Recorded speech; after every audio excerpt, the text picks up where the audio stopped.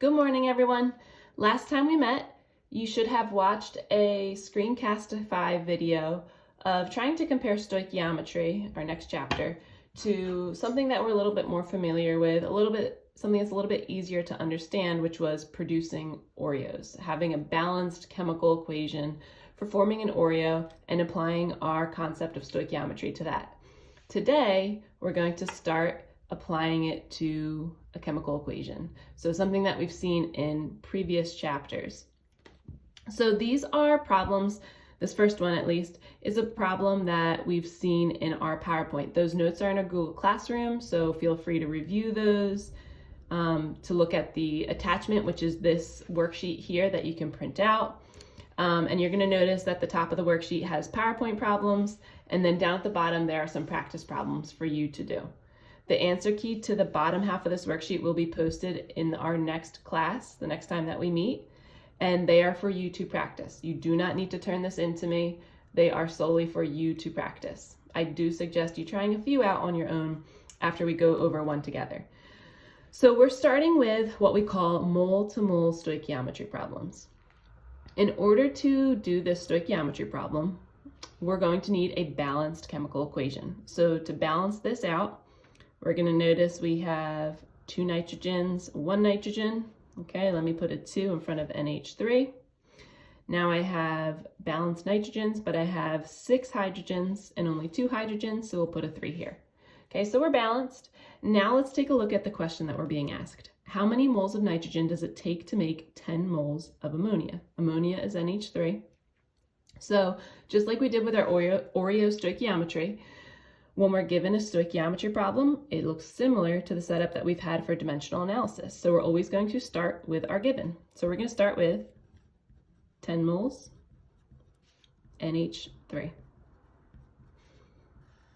Okay, remember we said yesterday, or the last time that we met, that our balanced chemical equation is going to play a huge role in stoichiometry because we need what we call our mole ratios. So I want to see how many moles of nitrogen, because that's what it's asking for, how many moles of nitrogen do I need to produce how many moles of ammonia.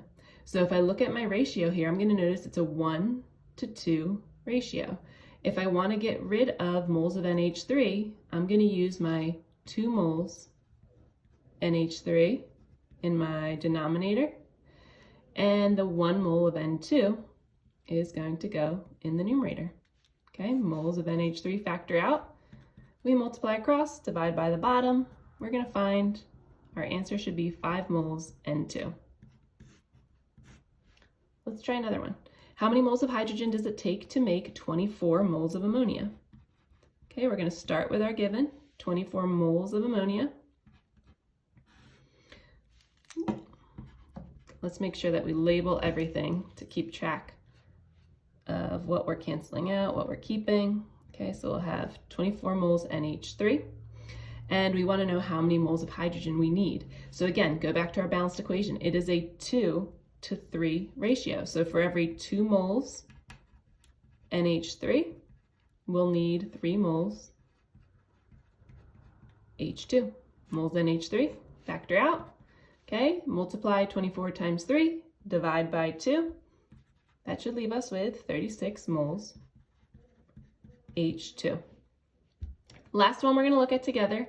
How many moles of hydrogen does it take to completely react with exactly 12 moles of nitrogen? Here's my given. We're going to start with 12 moles of nitrogen. Head back to our balanced chemical equation. We need our mole ratio. So for every 1 mole of N2, I'm going to need 3 moles of H2. So 1 mole N2 will go in our denominator, and then we'll have 3 moles of H2 in our numerator. Moles of N2 factor out, we're left with moles of H2, and 12 times 3 divided by 1 is going to leave us with 36 moles H2. Okay, so try out these problems that you see beneath here. They're practice problems for you. Again, tomorrow or the next time that our class meets, I will post this answer key for you so you can check your work. But most of these problems are going to be just 2-step problems. Actually, all of these problems on this worksheet are just going to be 2 steps. So take your time, reach out if you have any questions, and have a great rest of your day.